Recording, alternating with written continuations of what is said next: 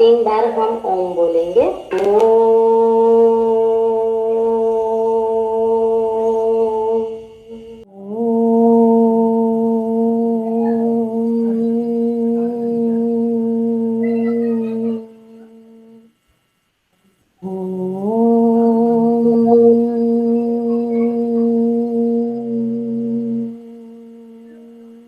ॐ सहना भवतु सहनौ भुनक्तु सह वीर्यं करवावहै तेजस्विनावधीतमस्तु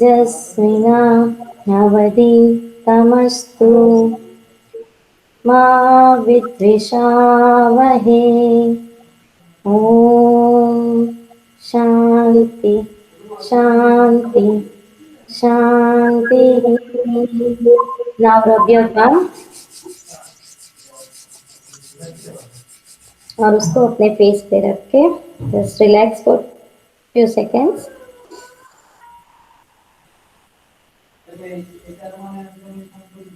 और अपने फेस मल के धीरे धीरे अपनी आईज ओपन। बहुत अच्छा। हरिओम। पिछली बार चर्चा करी थोड़ी सी वेदों का थोड़ा सा परिचय, उसी चर्चा को आगे बढ़ाते हैं।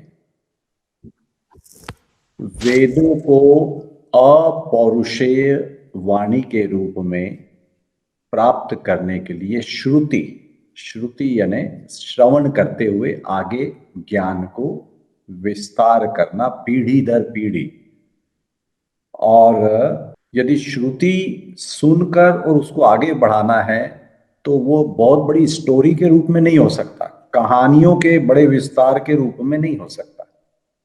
उसको छोटे छोटे सूक्त, श्लोक, छंद इस प्रकार से उन्होंने उसको कंडेंस किया, उसको कंसंट्रेट किया, उसके सत्व को लेकर पीढ़ी दर पीढ़ी श्रवण करते गए, स्मृति करी, फिर आगे पीढ़ी चली, उन्होंने सुना, फिर आगे बढ़े। तो इस प्रकार यह काल कितना लंबा है, कई बार इसके किस समय से शुरू है वह भी स्पष्ट नहीं होता, लेकिन आधुनिक युग के कई विद्वान उसके समय की भी कुछ चर्चाएं करते हैं। अब हर एक वेद को, चारों वेदों को इन्होंने कुछ सेक्शंस में बांटा है। क्या सेक्शंस हैं उनके? सबसे पहला है Samhita. The first section of each Veda is Samhita, जिसको मंत्र भाग कहा है। और यह क्या करता है? यज्ञ अनुष्ठान में जो हुआ, प्रयुक्त हुआ, विनियुक्त वाला भाग, जैसे कुछ मंत्र कहने हैं, तो वह संहिता के रूप में फर्स्ट सेक्शन, पहला भाग, यानी अलग अलग भागों में हर एक वेद को बांटा। दूसरा है ब्राह्मण ग्रंथ के भाग में। ब्राह्मण यज्ञ अनुष्ठान में प्रयोगात्मक मंत्र भी रहे, लेकिन उनका व्याख्यान किया, गद्य भाग, विवेचन, that was the second part, उसको ब्राह्मण कहा। फिर आरण्यक। अब आरण्य जो शब्द है यह है जंगल, वन, फॉरेस्ट। वही ऋषि, वही ब्राह्मण, वही मुनि, वही तपस्वी, वही ज्ञाता, वही विज्ञाता, वही योगी, महायोगी, जंगलों में उसके ऊपर स्मरण करा तो उसको वहां ऊपर से कनेक्शन होके कुछ बातें निकली, तो वह जो है आरण्यक रचनाएं हो गई और उनको आध्यात्म परक कहा गया, स्पिरिचुअल कनेक्टिविटी, क्योंकि उसका कनेक्शन जो है ब्रह्म की शक्तियों के साथ में, आरण्यक। और इसका जो अंतिम चौथा वाला सेक्शन है वेदों का, उसको उपनिषद कहा। उपनिषद जो कि हमारा प्रमुख विषय भी है, वेद, उपनिषद और योग। तो उपनिषद हालांकि वेदों का ही हिस्सा कहा गया, लेकिन उसको अलग से प्रयुक्त कर दिया गया। तो उपनिषद यानी जो वेदों का अंतिम सेक्शन, लास्ट सेक्शन, अंतिम भाग, जहां पर उपनिषद या ब्रह्म माया कहा गया, या परमेश्वर और अविद्या जीवात्मा का विवरण कहा गया, विस्तार कहा गया। और यह संबंध जो है स्पिरिचुअलिटी के साथ में कंक्लूडिंग स्टेट, जिसको हम कहते हैं उपसंहार, फाइनल ऑफ द डिस्कशंस और टॉक्स और द नॉलेज, उपसंहार, फाइनल, इनको हमने 4th सेक्शन में डिवाइड कर दिया। लास्ट वाले सेक्शन में उपनिषद में उनको वेदों के लास्ट सेक्शन में कहा। अब यह जो चारों भाग हमने, चारों वेदों के 4 भाग में विवरण, इसको हमने वर्गीकरण कर दिया, समझ लिया इसको। अब इसके साथ साथ में ये क्या हुआ कि महर्षि पतंजलि के बारे में हम योग में बहुत बात करते हैं, लेकिन महर्षि पतंजलि का सबसे ज्यादा जो आम जनता को मालूम है, पतंजलि का लिखित जो है बहुत ही अद्भुत ग्रंथ है योग सूत्र। लेकिन इससे भी अधिक उन्होंने, महर्षि पतंजलि ने महाभाष्य किया है, और उनके अनुसार ऋग्वेद की 21 और यजुर्वेद की 101, सामवेद की 1001 और अथर्ववेद की 9 शाखाएं थी। टोटल 1131 शाखाएं थी महर्षि पतंजलि ने जब इसका महाभाष्य लिखा तब।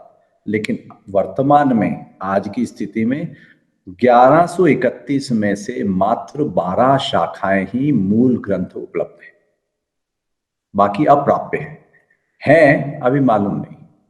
तो देखो कितना बड़ा सेक्शन वेदों का अभी अप्राप्य है, और बहुत गूढ़ है, अत्यंत गूढ़ है।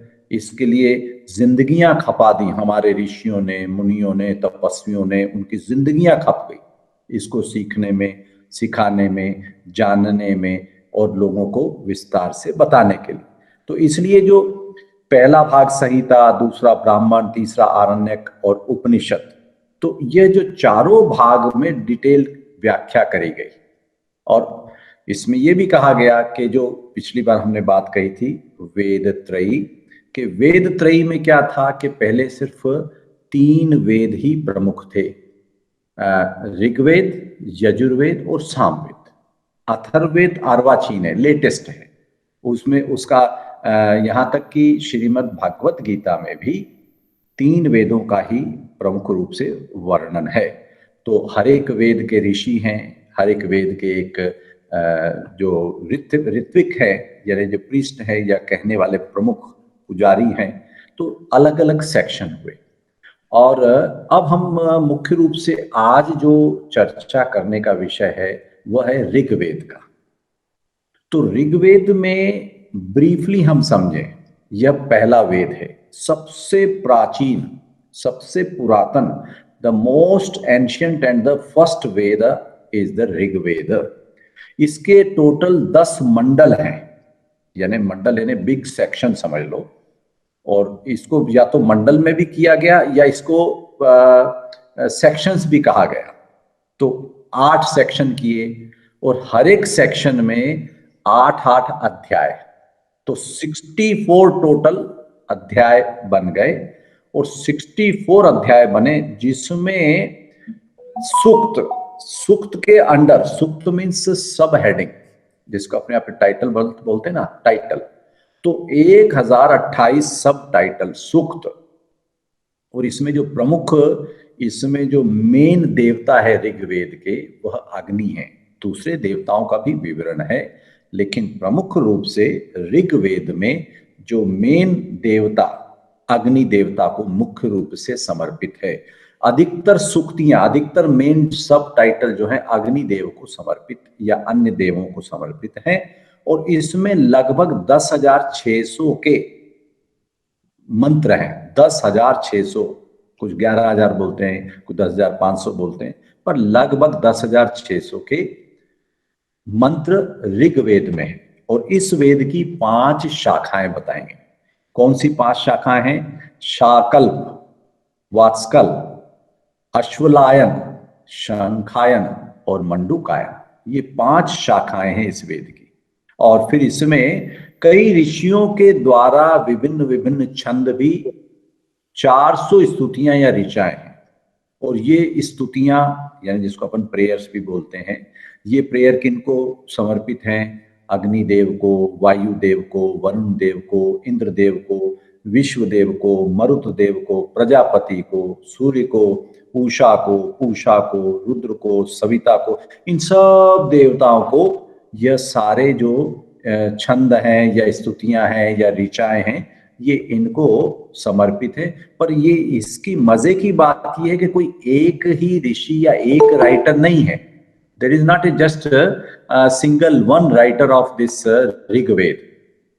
ऋषियों ने अपनी अपनी गहन अनुभूतियों के द्वारा, अपनी अपनी डीप कनेक्टिविटी के द्वारा जो ब्रह्मांड से उनको शक्तियां या आदेश या जो कुछ उनको प्राप्त होता था वह इसमें संकलित कर देते थे। तो Veda is not written by just one writer, ये हमेशा ध्यान रखना है। जितने भी हमारे शास्त्र लिखे गए शास्त्राओं द्वारा, शास्त्र बोले तो जो एनलाइटन मास्टर, अब ये वेदों की रचना अपौरुषेय क्यों कही गई, इसके पीछे हमने चर्चा करी। अपौरुषेय का अर्थ है कि जब तुम अपने पांचों शरीरों के पार भी पहुंच जाते हो या अपने तीनों शरीरों के पार पहुंच जाते हो तो आप वहां कनेक्ट हो जाते हो। तो वहां से फिर जो कुछ भी आपके भीतर उतरती है शक्तियों के द्वारा, जो भी वाइब्स आती हैं, वाइब्रेशंस आती हैं, कल्पनाओं के पार हैं, स्वप्नों के पार हैं, और वह जो भीतर उतरी वही आपकी ऋचा बन गई, वही छंद बन गया, वही श्लोक बन गया। तो यह बहुत ही गहरा एक प्रकार से depth connection from the higher consciousness. अब इन स्तुतियों में क्या किया, इन स्तुतियों में जो 400 से अधिक स्तुतियां हैं ऋग्वेद में, इनमें ऋषियों ने क्या कहा, इन्होंने जिन देवताओं के लिए स्तुति लिखी उनकी क्या सामर्थ्य है, उन देवताओं की क्या एक्टिविटीज है, उनका स्कोप ऑफ वर्क क्या है, क्या कार्य है, और वो सृष्टि में उनकी क्या महत्व है, उनका क्या रोल प्ले है। फिर उसमें उनकी महिमा का गान किया गया कि what they can do, what they have powers. तो जब किसी देवता की पावर की हम कल्पना करके या स्पष्ट रूप से बताते हैं तो फिर उस देवता के पास आप जाओ। जैसे मान लो आप किसी साइंस के प्रोफेसर के पास जाओ जो स्पेशलाइज्ड है फिजिक्स में, केमिस्ट्री में या बायोलॉजी में, तीनों प्रोफेसर के पास जाओ तो तीनों प्रोफेसर आपको क्या बेस्ट दे सकते हैं। जो प्रोफेसर फिजिक्स जानता है वो फिजिक्स का नॉलेज दे देगा आपको, जो प्रोफेसर केमिस्ट्री जानता है वो केमिस्ट्री का बेस्ट दे देगा, बायोलॉजी वाला बायोलॉजी की बेस्ट नॉलेज दे देगा। तो जिस प्रोफेसर के पास में जो स्पेशलाइज्ड सिचुएशन पोजीशन नॉलेज है वह आपको प्रदान कर देगा। ठीक वैसे ही हमारे वेदों में, ऋग्वेद में जितने भी देवी देवताओं के सामर्थ्य, कार्य, स्पेशलिटी, पावर्स, उनका पहले महत्व और वर्णन किया, फिर उनकी महिमा गान करी। तो फिर जब जिस देवता के पास जो पावर्स हैं उस देवता के पास यदि आप जाओगे अपनी सत मनोकामना लेकर, तो वह उस सत मनोकामना की पूर्ति के लिए आप प्रार्थना करते हो, आप अर्चना करते हो, आप पूजा करते हो, तो वह पूजा अर्चना भी उसमें बताएगी। तो यह यहाँ वेदों से वहां आई ये अर्चना, पूजा, आरती की पद्धतियां, ये हमें बड़े गहरे में समझना है। आज आप कोई भी पूजा अर्चना करते हो, यदि कहते हैं ना कि शास्त्रोक्त, आप पंडित जी को बुलाते हो कि भाई आप शास्त्रोक्त हमारा जो है विवाह करवाइए या हमारे यहाँ पर ये कार्य करवाइए, गृह प्रवेश कराइए, तो यह जो है ये वहां से उत्पन्न हुई, वहां से निकल के आई इनकी जो मेथड्स हैं from the Vedas, that how you will be following the certain rituals. तो वो systematic way of going through the powers of certain देवतास and experiencing and accepting there powers and blessings. तो अब इसके बाद में ऋग्वेद में एक बड़ी अच्छी बात आई, उसमें क्या क्या चीजों की पावर की चर्चा हुई है, क्या क्या उसके अंदर कंटेंट्स हैं। क्योंकि यहाँ अभी हम वेदों का संक्षेप ले रहे हैं, हम विस्तार में नहीं जा सकते, क्योंकि हमारा जो अभी इंट्रोडक्शन लेवल है वेदों का, और यह आम व्यक्ति के लिए बहुत डिफिकल्ट हो जाता है कि हम वेदों के विस्तार को जानें।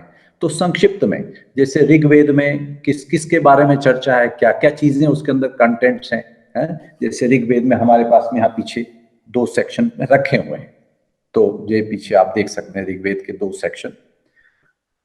इसमें ब्रह्म के बारे में चर्चा है, ब्रह्म के बारे में विवरण दिया हुआ है, ब्रह्म के बारे में, ईश्वर के बारे में विस्तार से बताया। फिर देवताओं के बारे में, अलग अलग देवताओं के बारे में बताया। फिर ब्रह्मांड का ज्ञान है इसके अंदर कि ब्रह्मांड क्या है, ब्रह्मांड के रहस्य क्या है, वो इसके अंदर संकलित है। ज्योतिष विज्ञान, आप जो ये ज्योतिष विज्ञान जिसके बारे में आप जगह जगह अपनी जन्म कुंडली लेके बताते हो, ऋषि किसी ज्योतिष से पूछते हो कि मेरा आगे क्या होने वाला है, बहुत समय खराब आ गया, तो यह जो ज्ञान है, यह जो विज्ञान है, यह ऋग्वेद से आता है। फिर गणित, मैथमेटिक्स, जो मॉडर्न मैथमेटिक्स की चर्चा हम करते हैं कि जो अलग अलग प्रकार के फॉर्मूले जो निकले हैं सारे, तो ये ओरिजिन जो मैथमेटिक्स का है वह ऋग्वेद से आता है। ये मॉडर्न मैथमेटिशियंस जो हैं, इनका भी कहीं ना कहीं कनेक्शन आप यदि गहरे में जाओगे तो ऋग्वेद में मिलेगा। फिर इसके बाद बड़ी इंटरेस्टिंग बात है रसायन, केमिस्ट्री।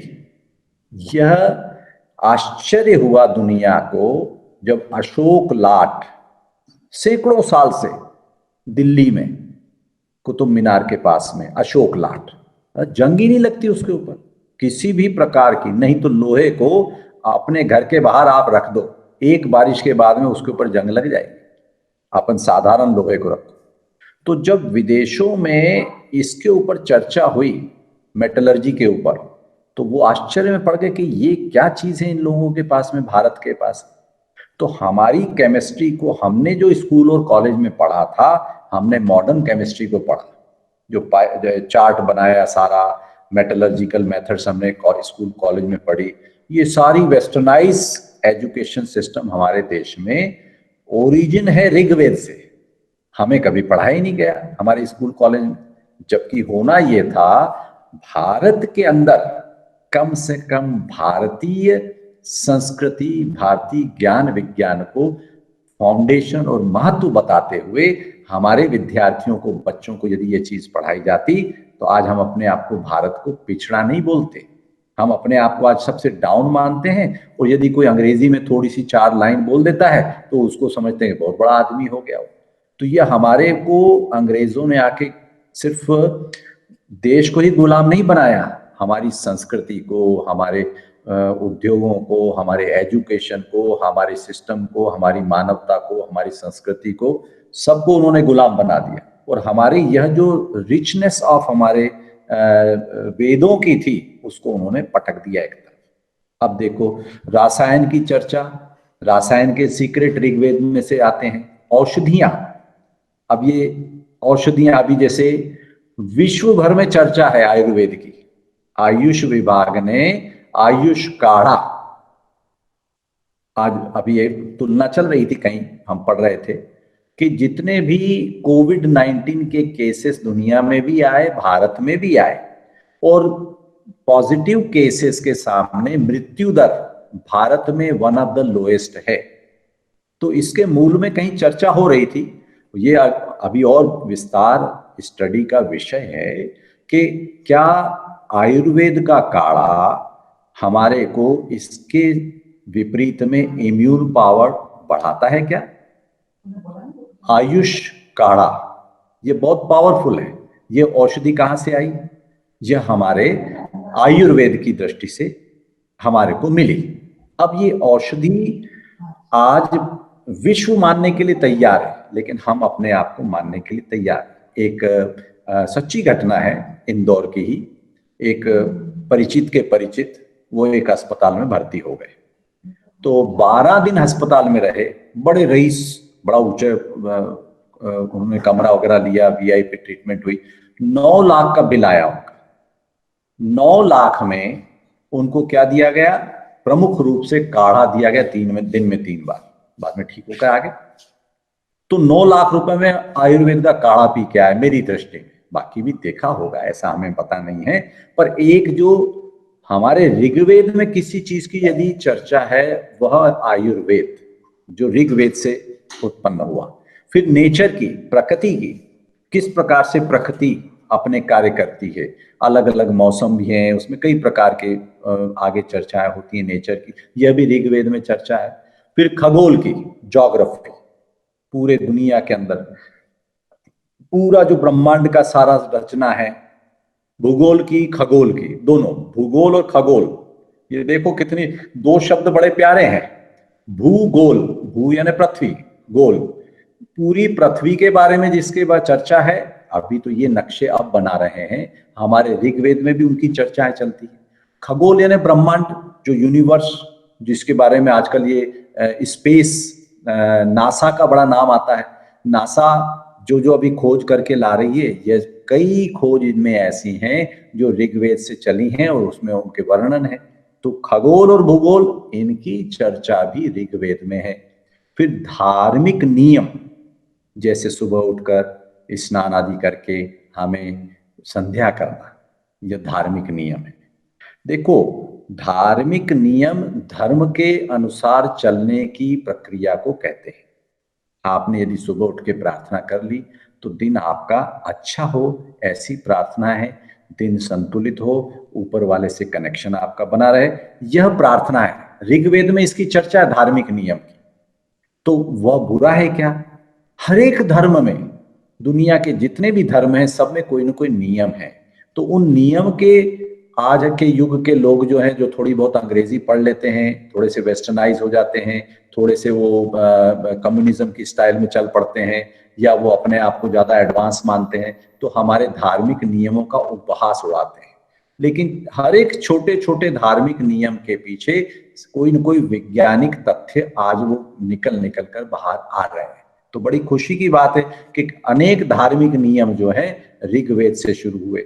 फिर इतिहास, मानव सभ्यता के इतिहास भी दिए हुए ऋग्वेद में। कितनी अजब गजब की बात है कि हम तो आज इतिहास पढ़ते हैं, ज्यादा ज्यादा हमें इतिहास 1000-2000 साल का, 3000 साल का पढ़ा देते हैं, और सबसे ज्यादा इतिहास पढ़ा दिया कि भारत पर किन्होंने आक्रमण किया, किन्होंने आकर रूल किया, कौन सबसे श्रेष्ठ नवाब थे, राजा थे।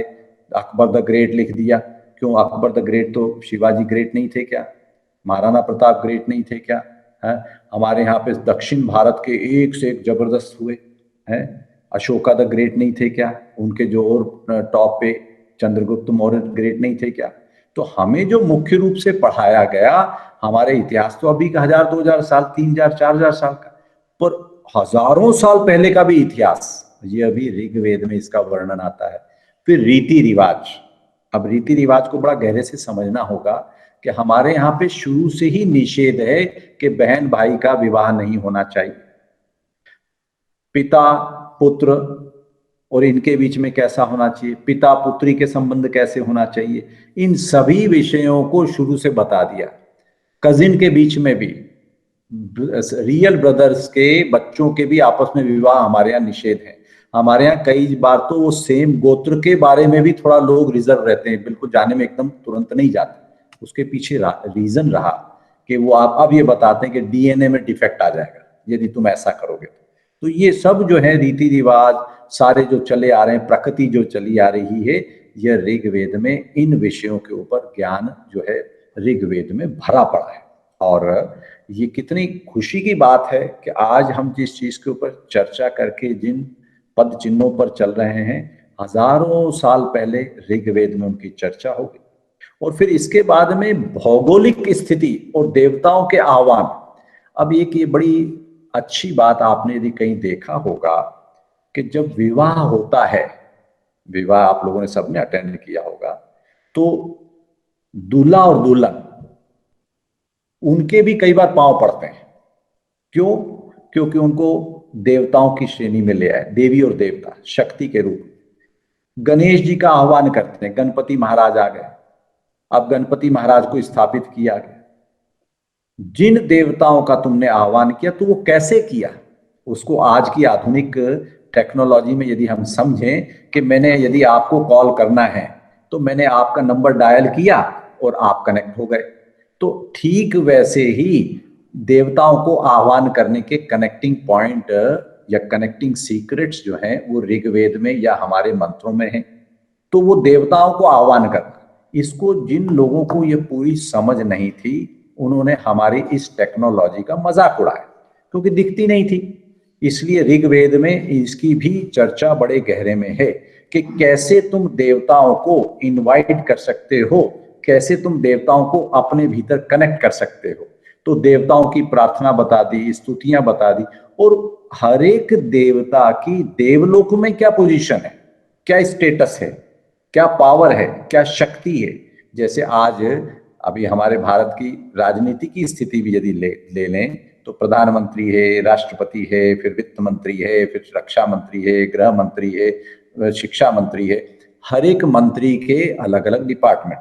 यदि आपको किसी पर्टिकुलर पॉइंट पे किसी पर्टिकुलर डिपार्टमेंट में जाना है, उसके हेड से मिलना है, यदि आपका कार्य बड़ा है तो उस मंत्री से मिलो, आपका कार्य सिद्ध होगा।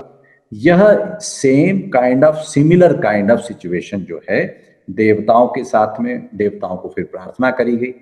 भाई देवताओं को आप आदेश नहीं दे सकते, आप प्रार्थना कर सकते हो। जिसके पास शक्ति है, तो इसलिए कहा गया कई बार समर्थ के नहीं दोष गुसाई, तो उसको प्रार्थना करो कि मेरे इस कार्य की सिद्धि करो प्रभु, मेरे इस कार्य को आप सिद्ध करो देव।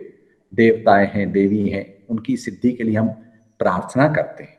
फिर ऋग्वेद में दूसरी बड़ी महत्वपूर्ण चर्चा है जल चिकित्सा, जिसे कई हमारे यहाँ पे आते हैं ना कि स्नान कैसा करना, अलग अलग प्रकार से। हमारे पास में कई बार कई रोगी आते हैं तो हम उनको जल चिकित्सा बताते हैं, वो ठीक हो जाते हैं, कई बीमारियां ठीक हुई शरीर से संबंधित।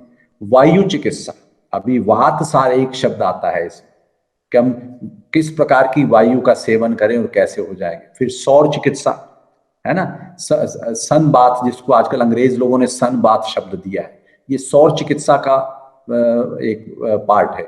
मनस चिकित्सा, तो ये मन के आधार पर भी चिकित्सा करना। फिर हवन द्वारा चिकित्सा, देखो हवन के द्वारा भी चिकित्सा होती है, किस प्रकार का हवन करोगे तो घर की शुद्धि होगी। ये सब पर्टिकुलर चिकित्साएं हैं जिनका कोई साइड इफेक्ट हजारों साल पारित होने के बाद भी इन चिकित्साओं का कोई भी साइड इफेक्ट आज तक अभी नोटिस में नहीं आया, इसलिए चल रही है। आधुनिक चिकित्सा बहुत अच्छी होते हुए भी उसके बहुत सारे साइड इफेक्ट हो जाते हैं, इसलिए कई बार आधुनिक चिकित्सा के लिए लोग घबराते भी हैं, बोले नहीं हम तो आयुर्वेद में जाएंगे, हमें आधुनिक चिकित्सा ने ये कर दिया, वो कर दिया, ऐसा हो गया, वैसा हो गया। तो वो दृष्टि को देखते हुए आधुनिक चिकित्सा अपनी जगह बहुत अच्छी है, लेकिन उसमें साइड इफेक्ट है। तो जब इतनी सारी चिकित्साएं आयुर्वेद के साथ में ऋग्वेद में दी हैं, तो उनका विश्लेषण, एनालिसिस हमारे जो आज के आधुनिक औषधि के निर्माता हैं, या हमारे जो वैद्य हैं, या हमारे वैद्य आचार्य हैं, आयुर्वेद के डॉक्टर्स हैं, वो अपने अपने स्तर पर करते हैं। पर कई बार साधनों के अभाव में कई बार वह चीजें लाइमलाइट में नहीं आ पाती। अब ऋग्वेद के अंदर जो आयुर्वेद की चर्चा, उसमें दवाइयों का चर्चा आती है। 125 के लगभग मेडिसिन की चर्चा है ऋग्वेद में, आयुर्वेद की, जिसमें जड़ी बूटियों की चर्चा बताई गई है 125। तो वो 107 स्थानों पे, और सोम का विशेष इसके अंदर वर्णन है, औषधि में सोम। अब ये ऋग्वेद में ही चव्यन ऋषि ने चव्यन प्राश की टेक्निक की चर्चा करी, तो चव्यन ऋषि ने बताया कि आप कैसे यंग रह सकते हो, पुनः युवा हो जाओ, वृद्ध हो गए युवा हो जाओ। भावार्थ गहरे में यह है कि मान लो तुम 100 साल के हो गए या 70 साल के हो गए, तो तुम्हें बूढ़ापन आने लग जाए, पर अपने आप को तुम तरोताजा अनुभव करो, बेड रिडन मत हो जाओ, बिस्तर पर मत पड़े रहो। तो चव्यन ऋषि ने फार्मूला दे दिया। तो यह जो चव्यन ऋषि का जो फार्मूला है, यह भी ऋग्वेद के अंदर आता है 10वें मंडल में। 10वां मंडल जो है, 10th सेक्शन ऋग्वेद का जो है, वह आयुर्वेद का भी डीलिंग करता है। 125 के लगभग औषधियों के बारे में चर्चा करता है। तो इसलिए वेदों के उपवेद भी हैं। तो जैसे ऋग्वेद का उपवेद जो है आयुर्वेद कहा गया है, दूसरे वेदों के बारे में हम बाद में चर्चा करेंगे। अब ये भारत में वेदों की कितनी ओरिजिनल मैन्यूस्क्रिप्ट्स हैं आपको पता है? 28,000 के लगभग पांडुलिपियां सिर्फ पूना के एक रिसर्च सेंटर में पड़ी हुई है। ऋग्वेद की 30 पांडुलिपियां बड़े एंशियंट पावर की हैं, वो बहुत महत्वपूर्ण हैं, जिनको यूनेस्को ने भी विरासत में शामिल कर लिया है। तो ये जो 3500 साल पुरानी पांडुलिपियां, 3000 साल पुरानी पांडुलिपियां, 4000 साल पुरानी पांडुलिपियां, ये वहां पर रखी हुई हैं। तो ये जो पांडुलिपियां हस्तलिखित हैं, बहुत पावरफुल शक्तियों से भरपूर हैं। इनको विदेशी ताकतों ने यहाँ से ले जाकर उनको एनालिसिस किया। भारत में कुछ कारणों से, या अपना प्रारब्ध भी कह लो, हम इसके ऊपर ज्यादा चर्चा नहीं कर पाए। आज बड़ा अच्छा अवसर रहा कि हम ऋग्वेद के ऊपर संक्षिप्त में अपनी चर्चाएं कर पाए। और अब हम प्रैक्टिकल की ओर बढ़ते हैं। तो ऋग्वेद का एक सबसे पावरफुल जो है मंत्र है, उसी मंत्र के ऊपर हम आज ध्यान भी करेंगे। उस मंत्र का संक्षेप में हम अर्थ भी जानने की कोशिश करते हैं। और वह कौन सा मंत्र है, पिछली बार बताया था, आपको याद है? किसी को बताओ कौन सा मंत्र है ऋग्वेद का पावरफुल? Anybody remember? ओम भूर्भुवः स्वः तत्सवितुर्वरेण्यं भर्गो देवस्य धियो यो नः प्रचोदयात्। इसका मीनिंग क्या है? ओम यानी वह पार ब्रह्म, जिससे सारा ब्रह्मांड पैदा हुआ, जिसके आधार पर सारा ब्रह्मांड है, वह पर ब्रह्म है। उसको शब्दों में नहीं बांधा जा सकता। वह सर्वव्यापी है, सर्वशक्तिमान है। हम उसको प्रणाम पहले करते हैं। ओम, पहला शब्द वहां से शुरू हुआ इस मंत्र का। भू, भू यानी यह भूलोक, पृथ्वी लोक जहां पर हम हैं। भुव, अंतरिक्ष लोक। अंतरिक्ष में क्या क्या आ गया? सारे तारे सितारे, सूरज चांद सब आ गए, वह भू। स्व, स्व मीन्स, इसके दो अर्थ हैं यहां पर, कि स्वर्गलोक या भीतर स्वयं के अनंत आनंद। त, परमात्मा या ब्रह्म, वह परमात्मा भीतर, वह परमात्मा सर्वव्यापी। सवितुः, ईश्वर या सृष्टिकर्ता। वरेण्यम, जो पूजनीय है, परम वंदनीय है, स्मरणीय है, वरेण्यम। भर्गः, पाप को नाश कर दे, अज्ञान को नाश कर दे, अज्ञान का निवारण कर दे, पाप का निवारण कर दे। भर्गः, देवस्य यानी देवताओं के रूप में, या ज्ञान के स्वरूप में, या भगवान के रूप में। धीमहि, धीमहि यानी हम उसका ध्यान करते हैं। धियो, अपनी बुद्धि से, अपनी प्रज्ञा से, अपने ज्ञान से हम आपको, यो, जो हमें प्रकाशित करता है, हमें वह प्रकाशित करे। तो इसका अर्थ है कि हे ईश्वर, तेरी हम महिमा का ध्यान करते हैं। तुमने ही संसार को उत्पन्न किया है, तुम पूजनीय हो, तुम ज्ञान के भंडार हो, तुम हमारे पापों और अज्ञान को दूर करने वाले हो। हमें प्रकाश दिखाएं और हमें सत्य के पथ पर ले जाएं। हमारे समस्त दुखों और कष्टों को हमसे मुक्त करें। ये इसका अर्थ है। और यह, इसको हम अब क्या करेंगे, इस मंत्र के सहारे आज हम भीतर जाने की कोशिश करेंगे, इसी मंत्र का ध्यान करेंगे।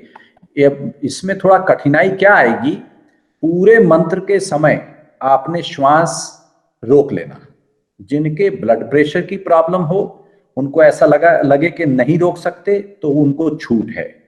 बाकी सब लोग इसके भीतर पहुंच सकते हैं, इसके भीतर जितना जा सकते हैं जाएंगे। ठीक है? तो अब हम इस मंत्र को हम प्ले करेंगे, उस प्लेइंग के अनुसार आपने उसको भीतर उतारना है। अब सब लोग सीधे बैठ जाएंगे, सुखासन में बैठ जाएं, ज्ञान मुद्रा में अपने दोनों हाथों को अपने घुटनों के ऊपर रख लें, बिल्कुल शरीर को रिलैक्स कर लें। Relax yourself completely. आंखों को बंद कर लेंगे, गर्दन को, कंधों को ढीला छोड़ दें, रीढ़ की हड्डी को सीधा कर लें, गर्दन को सीधा कर लें, चश्मे उतार दें। बहुत अच्छा, वेरी नाइस। और हम शुरू करते हैं।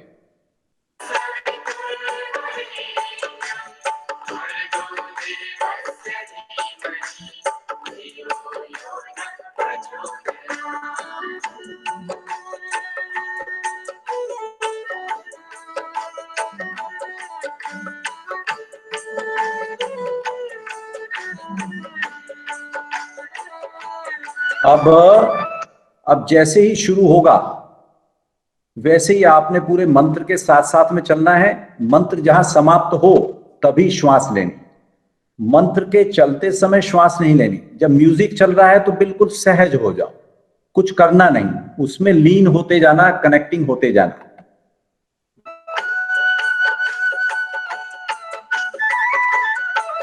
बहुत गहरे में उतरो।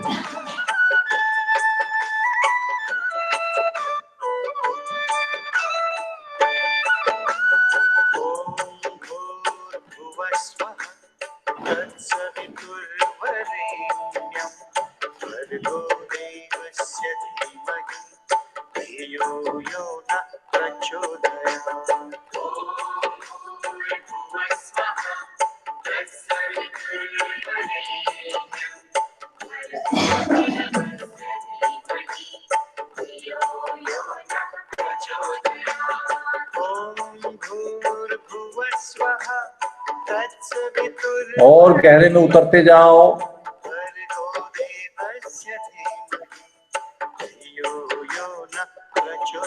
Going deep.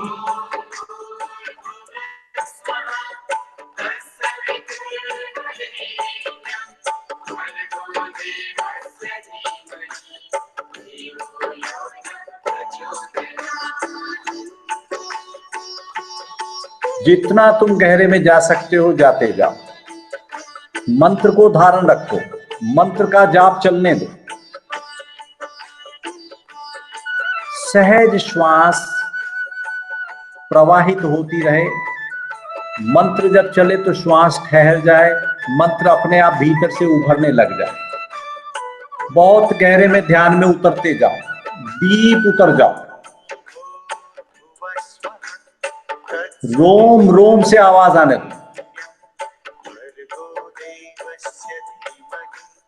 बहुत अच्छे। Deep and deeper.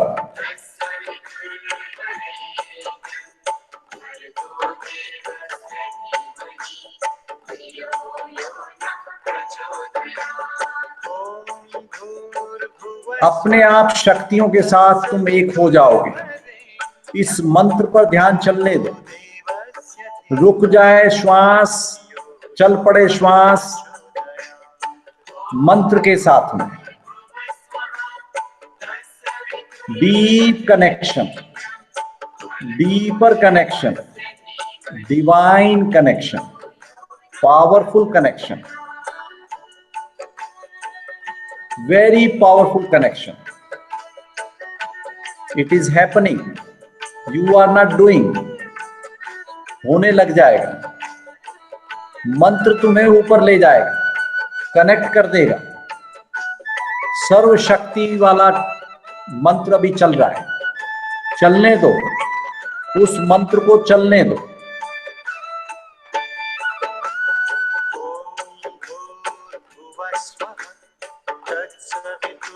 बहुत अच्छे। जितना तुम गहरे जा सकते हो जाते जाओ। Very powerful, very special, grateful. Continue.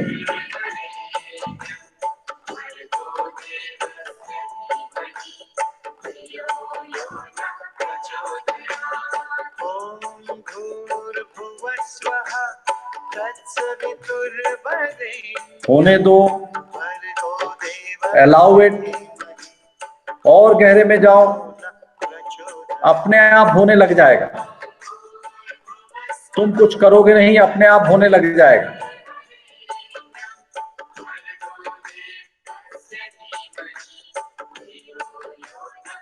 होने दो, होने दो। It is happening. It is happening.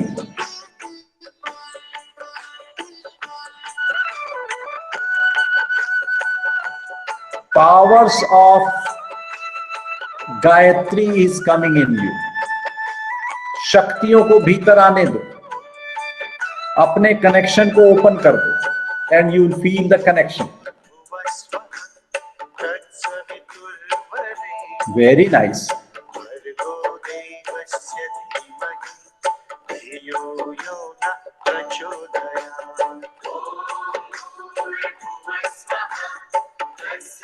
continue connection, powerful connection.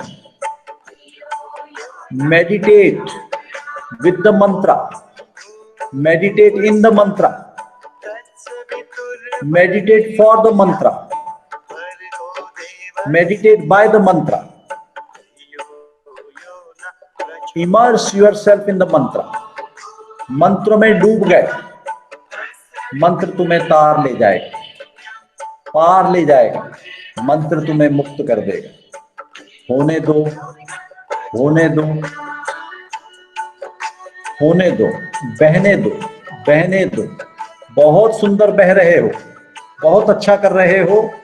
बस उस मंत्र का ध्यान एक चित्त होकर, एकाग्र होकर, कुछ करना नहीं, बस उसमें लीन हो जाओ, गहन लीन हो जाओ। संगीत रोम रोम से प्रवाहित होगा, ब्रह्मांड का संगीत तुम्हारे भीतर से निकलने लग जाए।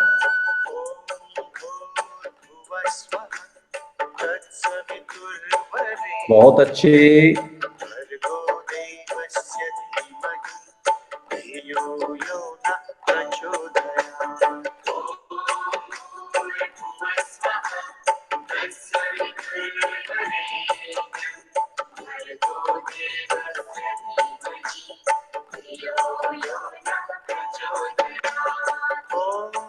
और गहरे, और deep.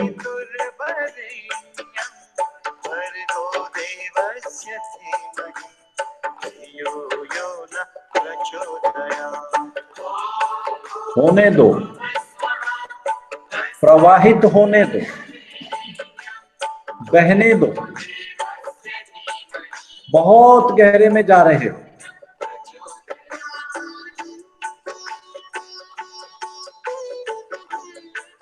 Let it get connected, let it happen. होने दो, होने दो, होने दो, होने दो। बहुत अच्छा, होने दो, होने दो, सब होने दो, सब होने दो। जो हो रहा है होने दो, तुम कुछ मत करो।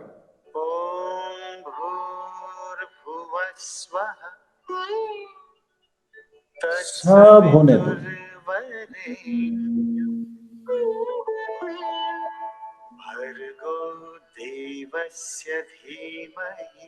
बहुत सुंदर, वेरी गुड, वेरी गुड।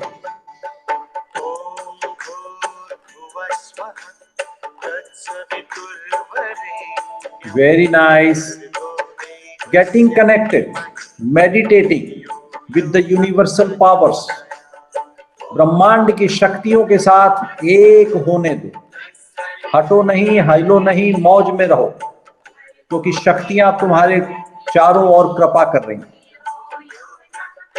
होने दो। बहुत अच्छे।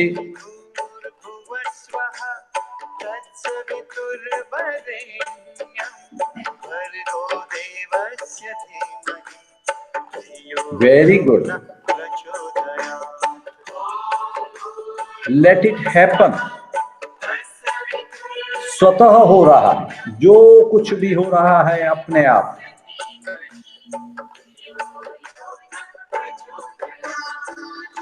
और अब धीरे धीरे हम लौट कर आने की प्रक्रिया शुरू करेंगे। रोम रोम से ओंकार की ध्वनि प्रस्फुटित हो।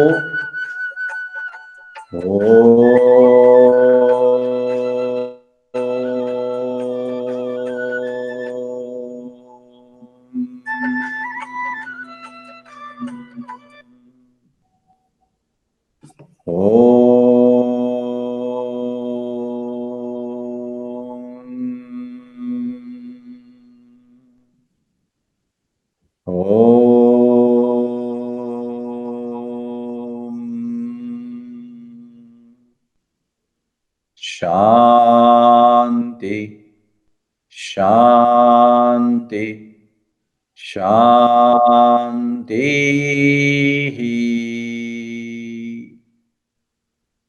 अनंत शांति, रोम रोम में शांति, दिव्य शांति, परम शांति,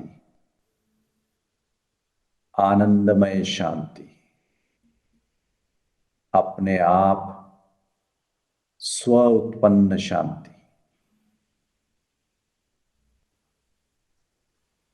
मानो जीवन के सारे दुख, कष्ट, पाप सब नष्ट हो गए और धीमे धीमे दोनों हाथों को सहजता से नमस्कार की मुद्रा में हृदय के पास में ले आए। अहोभाव प्रकट करेंगे और धीमे धीमे दोनों हथेलियों को आपस में मल लें। रब योर पाम्स और चेहरे पर लगा लें। कुछ क्षण के लिए चेहरे पर लगा लें और ठहर जाए। बहुत अच्छे। और धीरे धीरे अब चेहरे को मल लें।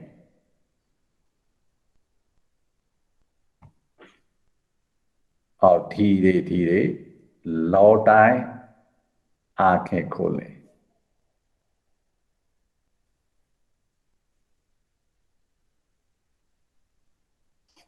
क्या हुआ? मेघावी कुछ कहना चाहते हो बेटा? हाँ बताओ क्या हुआ? पता नहीं गुरुजी, बहुत रोना आया।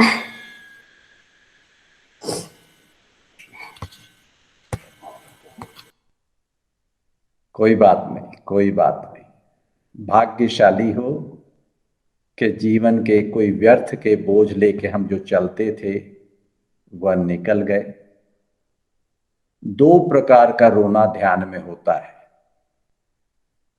एक तो कोई फालतू के व्यर्थ के बोझ रहते हैं जिनसे जीवन में कई बार कड़वाहट रहती है और जीवन विषमय भी हो जाता है। जीवन में अवरोध रहता है, दुख रहता है, कष्ट रहता है, असुविधा रहती है। मन में मानो कुछ न कुछ जैसे कमी है, जीवन में कमी है। तो वो ध्यान में ये कमियां निकल जाती हैं, उनसे तुम मुक्त हो जाते हो।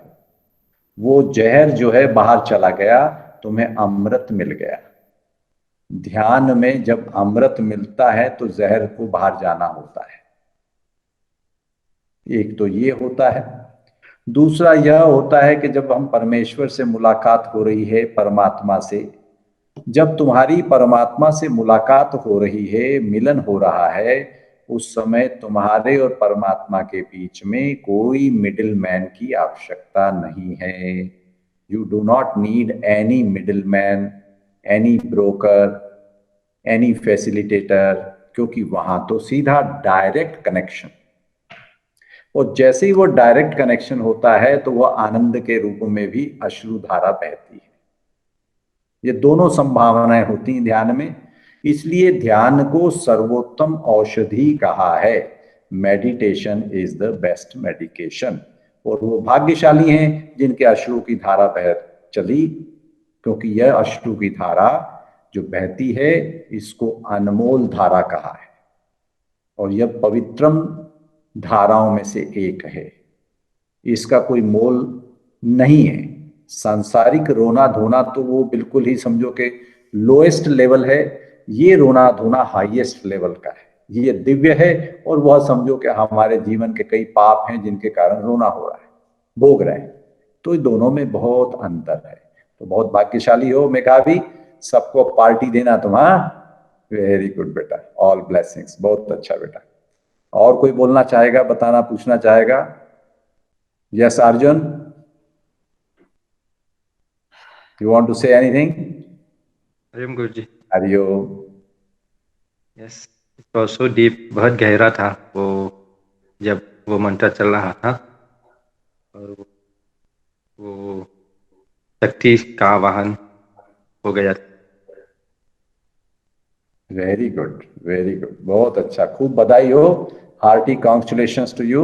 It was the divine connection और यह होना अपने जीवन में बहुत बड़ी उपलब्धि है। जीवन अपना धन्य होता है. We experience that our life for what we are here in human form is accomplished or being accomplished. We are on that path to fulfill the fourth stage of our life, dharma, in which we say the four purusharth. What are the four? Anybody please? जी गुरुजी, हरिओम गुरुजी. हरिओम. गुरुजी 4 पुरुषार्थ है, धर्म, अर्थ, काम और मोक्ष. Very good. So this is fulfilling your fourth moksha. You are on that path. खूब बधाई हो आप सबको. आप किसी को कुछ और कहना हो तो निसंकोच कहिए, कुछ शेयर करना हो, पूछना हो, बहुत अच्छी बात है. अर्चना तैयार हो रही कुछ पूछने के लिए. हरिओम गुरुजी. हाँ, पूछो पूछो. Yes, go ahead. Guruji, my question is, सबसे पहले तो वो आपने जो ऋग्वेद में बताया कि रसायन शास्त्र का है पूरा उल्लेख है, और हम भारतीय उसको उतना ज्यादा इनटू नहीं होते, इसलिए इतना पता नहीं चल रहा. इस पे उस समय मेरे दिमाग में ये बात आई कि ये जो रसायन है, ये जो केमिस्ट्री है, ये पूरे संसार में इतना स्ट्रांग रूप से फैला हुआ है कि जो गुरु और शिष्य की जो केमिस्ट्री है, ये कहाँ से लोगों को खींच के भारत लेके आती है, इसका कोई जोड़ नहीं है.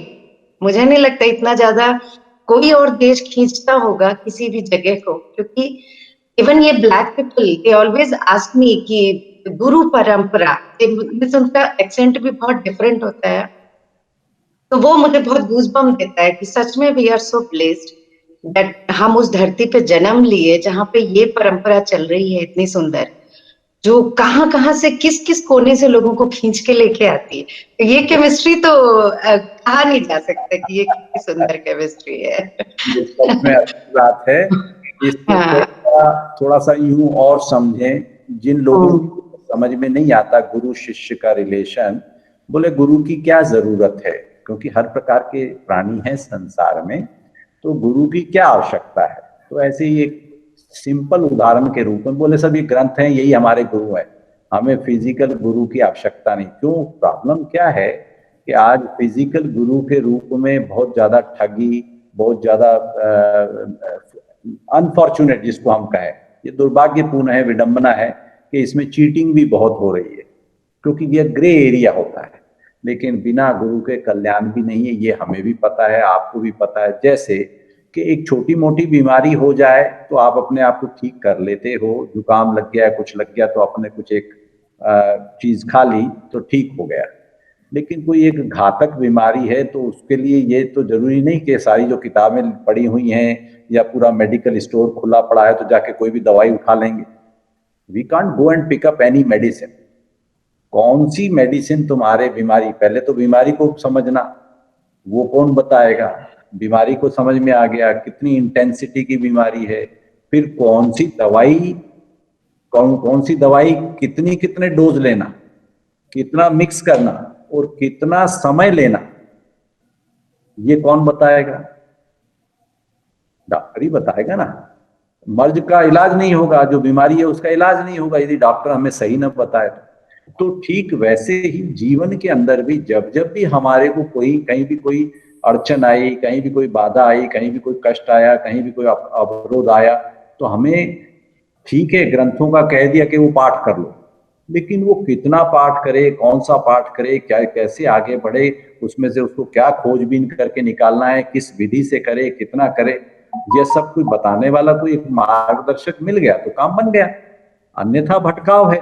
इसलिए गुरु की महत्ता हमारे जितने अवतार हुए हैं, चाहे वो राम हुए, चाहे कृष्ण हुए, यहाँ तक कि बड़े बड़े जो महापुरुष हुए उन्होंने अपने गुरु किए हैं. आदि शंकराचार्य के भी गुरु थे. तो हम तो बहुत साधारण व्यक्तित्व हैं, साधारण इंसान हैं, अपने साधारण जीवन जी रहे हैं. तो गुरु की नितांत आवश्यकता है. इसमें हमें कोई दूसरे दो मत नहीं है, हमें कोई शंका नहीं, क्योंकि वो जीवन के अंदर आपको दिशा देने के लिए कोई तो चाहिए किसी भी रूप में. वो फिर अपना प्रारब्ध है कि हमें अच्छा गुरु मिल जाए कि खराब मिल जाए कि रद्दी मिल जाए. एक रद्दी मिल जाए, जीवन रद्दी में डाल देगा. तो वो भी समझो कि अपने कर्म भोग होंगे कि कोई ऐसा मिल गया कि जो तुम्हारे को दिशा में, सही दिशा में ले जाने की जगह दिशाहीन कर दे। तो ये सब प्रारब्ध के भी खेल हैं, लेकिन मनोभाव से हम जीवन में सब आगे बढ़े। आप सबको बहुत बहुत शुभकामनाएं। खूब आनंदित रहो, खूब प्रसन्न रहो, अपने कर्तव्यों में, अपने कर्मों में बाखूबी डटे रहो, जुटे रहो और प्रसन्नता से करो। तो आज इतना ही। आप सबको बहुत बहुत मंगल कामनाएं, शुभकामनाएं, आशीर्वाद। हरि ओम, गुरुजी। हरि ओम, हरि ओम, हरिओम। हरि ओम, हरिओम गुरुजी। चरण हरि स्मृति। ओम।